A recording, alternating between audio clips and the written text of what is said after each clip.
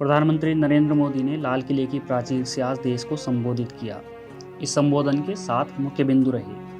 क्या है वो 7 मुख्य बिंदु, आइए एक एक कर जानते हैं। इस भाषण का पहला बिंदु भूत, वर्तमान और भविष्य रहा है। यानी पीएम मोदी ने देशवासियों को याद दिलाया कि कैसे अतीत की एक घटना ने भारतीय सभ्यता को पिछले 1000 वर्षों के दौरान भारत की नीति बदल कर रख दी थी। उन्होंने 2047 तक भारत को एक विकसित राष्ट्र के रूप में बदलने का आह्वान किया ताकि भारतीय सभ्यता को विकसित किया जा सके। आइए सुनते हैं उन्होंने क्या कहा। हमें याद है 1200 साल पहले इस देश पर आक्रमण हुआ। एक छोटे से राज्य के छोटे से राजा का पराजय हुआ, लेकिन तब पता तक नहीं था कि एक घटना भारत को 1000 साल की गुलामी में फंसा देगी। और हम गुलामी में जकड़ते गए। जो आया लूटता गया, जो जिसका मन चाहा हम पे आके सवार हो गया। कैसा विपरीत काल रहा होगा वो 1000 साल का। मेरे प्यारे परिवारजनों, घटना छोटी क्यों ना हो, लेकिन 1000 साल तक प्रभाव छोड़ के रही। अब आते हैं दूसरे बिंदु पर। पीएम मोदी ने कई बार परिवारजनों शब्द का इस्तेमाल किया। यह एकता के साथ साथ पारंपरिक पारिवारिक व्यवस्था के महत्व पर जोर देने का एक प्रतीकात्मक आह्वान भी था, जिसे ब्रिटिश शासन के दौरान तोड़ने का प्रयास किया गया। कि मेरे भाई बहन, मेरे परिवारजन, आज आजादी का पर्व मना रहे हैं। मैं देश के कोटि कोटि जनों को, देश और दुनिया में भारत को प्यार करने वाले, भारत का सम्मान करने वाले, भारत का गौरव करने वाले कोटि कोटि जनों को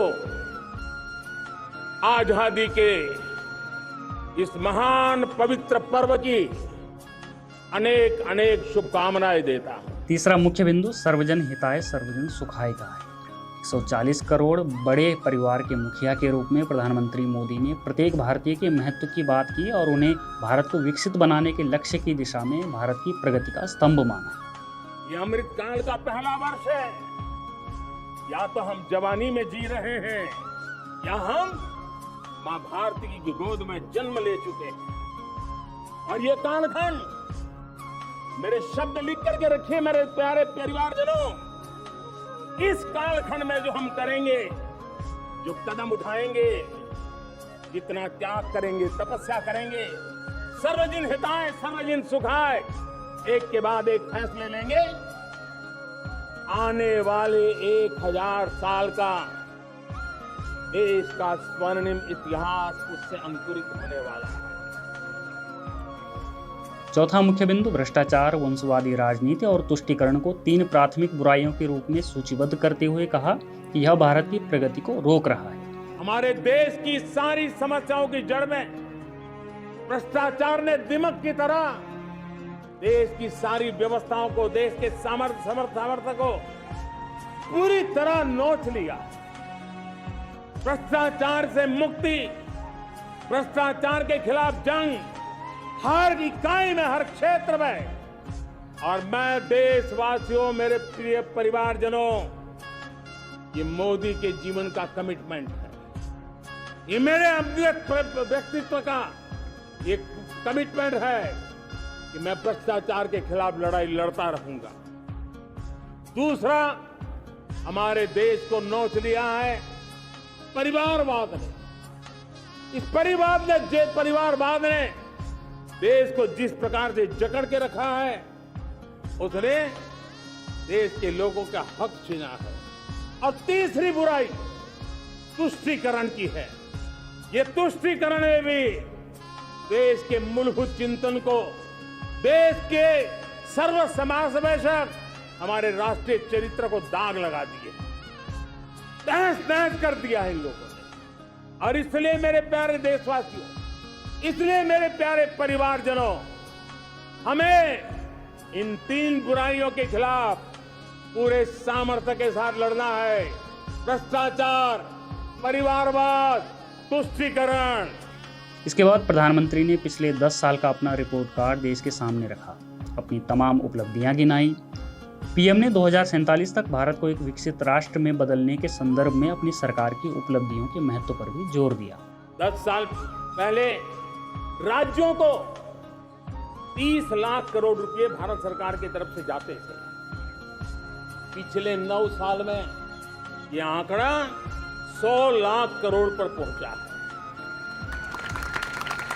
पहले स्थानीय निकाय के विकास के लिए भारत सरकार के खजाने से 70,000 करोड़ रुपया जाता था। आज वो 3 लाख करोड़ से भी ज्यादा जा रहा है। पहले गरीबों के घर बनाने के लिए 90,000 करोड़ रुपया खर्च होता था। आज वो 4 गुना होकर के 4 लाख करोड़ से भी ज्यादा खर्च गरीबों के घर बनाने के लिए हो रहा है।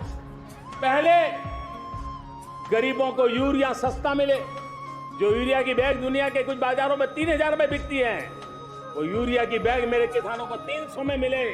और इसलिए देश की सरकार 10 लाख करोड़ रुपया मेरे किसानों के यूरिया में सब्सिडी दे रहा है। मुद्रा योजना 20 लाख करोड़ रुपए, उससे भी ज्यादा मेरे देश के नौजवानों को स्वरोजगार के लिए, अपने व्यवसाय के लिए, अपने कारोबार के लिए दिए हैं।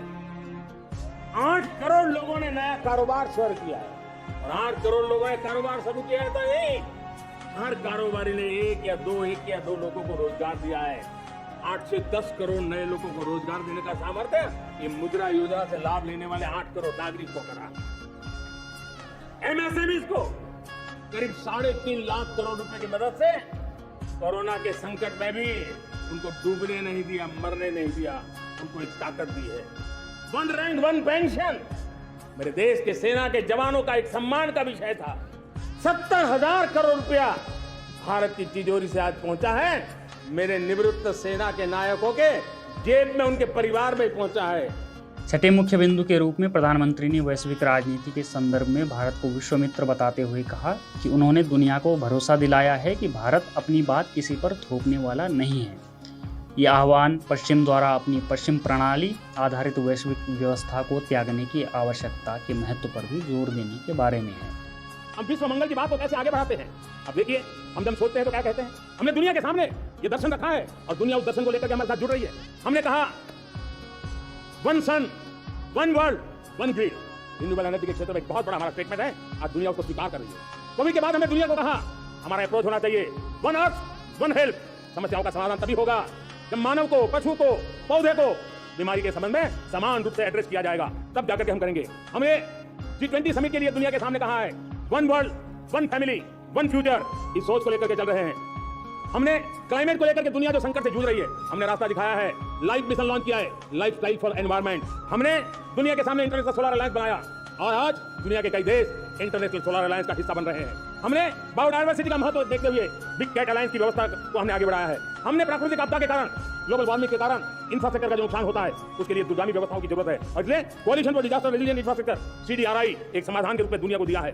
विश्व आज समुद्रों को संघर्ष का केंद्र बना रहा है, तब हमने दुनिया को सागर का प्लेटफॉर्म दिया है जो वैश्विक समुद्री शांति की गारंटी बन सकता है। हमने पारंपरिक चिकित्सा पद्धतियों को बल देते हुए WHO का ग्लोबल लेवल का सेंटर हिंदुस्तान में बनाने की दिशा में काम किया है। हमने योग और आयुष के द्वारा विश्व कल्याण और विश्व के स्वस्थता की दिशा में काम किया है और आज भारत विश्व मंगल की मजबूत नींव डाल रहा है। इस मजबूत नींव को आगे बढ़ाना हम सबका काम है, हम सबकी जिम्मेवारी है। अंतिम बिंदु, प्रधानमंत्री ने देश और देशवासियों को भारत के विकास के लिए काम करने की प्रतिबद्धता जताई और 2024 में पीएम के रूप में लौटने का आश्वासन भी दिया और 2027 तक भारतीय अर्थव्यवस्था को दुनिया की शीर्ष 3 अर्थव्यवस्थाओं में शामिल करने की प्रतिबद्धता भी देखने को मिली। आजादी का जब जंग चल रहा था 1947 के पहले जो पीढ़ी ने जन्म लिया था, उन्हें देश के लिए मरने का मौका मिला था। वो देश के लिए मरने के लिए मौका नहीं छोड़ते थे, लेकिन हमारे नसीब में देश के लिए मरने का मौका नहीं है। लेकिन हमारे लिए देश के लिए जीने का ये इससे बड़ा कोई अवसर नहीं। हमें पल पल देश के लिए जीना है। इसी संकल्प के साथ इस अमृतकाल में 140 करोड़ देशवासियों के सपने संकल्प भी बनाने हैं 140 करोड़ देशवासियों के संकल्प को सिद्धि में भी परिवर्तित करना है और 2047 का जब तिरंगा झंडा फहरेगा तो विश्व एक विकसित भारत का गुणगान करता होगा। इसी विश्वास के साथ, इसी संकल्प के साथ मैं आप सबको अनेक अनेक शुभकामनाएं देता हूं, बहुत बहुत बधाई देता हूं। जय हिंद, जय हिंद।